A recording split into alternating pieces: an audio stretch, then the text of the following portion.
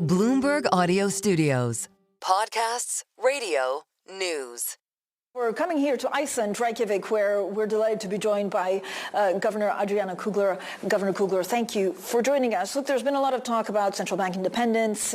Jay Powell under attack many times by Donald Trump, saying, look, that actually the Fed did not cut. How do you think, and how would you explain to the markets, and maybe the president, of why we're currently in a wait-and-see mode for the Fed? Thank you, Francine, for having me here. And so let me tell you a little bit. Obviously, we held steady at 4.3%. And I supported that because the way I think about it is that our policy rate is currently moderately restrictive.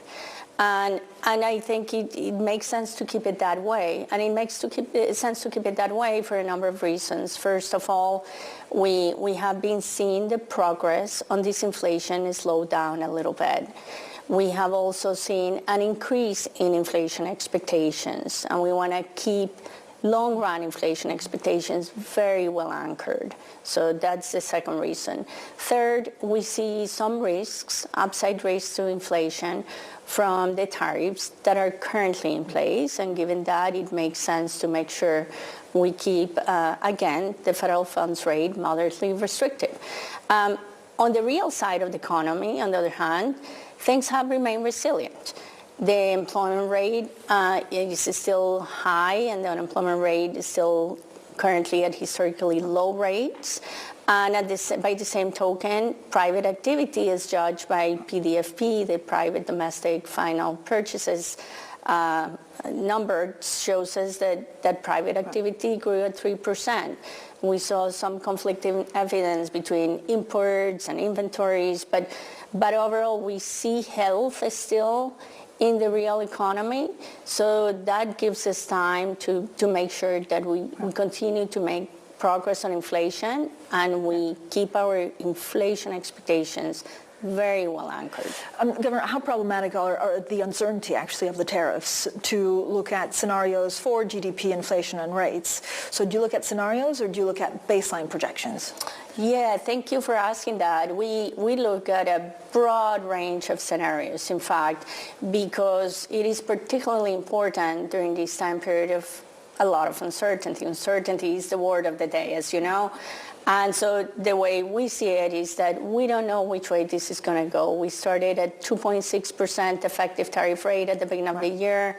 It depends who you ask, but it's somewhere between 20 and 27%, according to many analyses. And we do our own analysis, but also look at private sector analysis on this issue. So it's still very high. It may still change. It could come down because there could be negotiations or exemptions. It could go up some if additional tariffs get put into place. So we're not sure even about the magnitude of the tariffs. We don't know which products are going to be affected by the tariffs at this point. We have a baseline case, as you said, as to the ones that already have been implemented, but we don't know if that's going to change in the next week, in the next months, in the next year. So we're keeping close attention to many different scenarios and paying attention as to how that may affect the economy.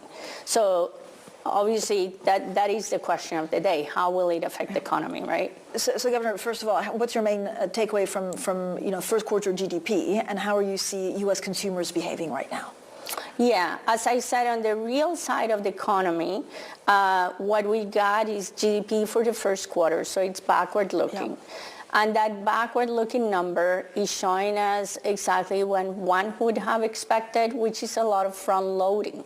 So front-loading of imports ahead of the tariffs, people trying to buy, both producers and consumers trying to get those products before the tariffs get put into place. That showed up in a huge increase in imports, and some increase in inventories, but not as much. So overall, the GDP number showed some weakness of 0.3%, minus 0.3%. But if you look at the private side, on the other hand, you see a very resilient economy with 3% growth in PDFP, the private domestic final purchases part of the economy, which shows a resilient consumer and a resilient investor as well. Now, if you look at some of the more real-time data, the picture could look a little different. We did see high retail sales, but if you ask the consumer what they think they're going to do ahead, there's a fall in consumer confidence. And people are thinking, well, maybe we'll hold back. Investors are thinking, well, investment may come down because we don't know what is coming ahead, and they're concerned about tariffs. And Governor, I mean, there's a lot of talk, of course, that employment will rise. You could also see tariffs actually putting inflation up. So at some point, if it happens in the third quarter or the fourth quarter, if you have this employment going up, but also inflation being pushed by tariffs, does a higher unemployment bring disinflation? Does it somehow make the job a little bit easier for the Fed?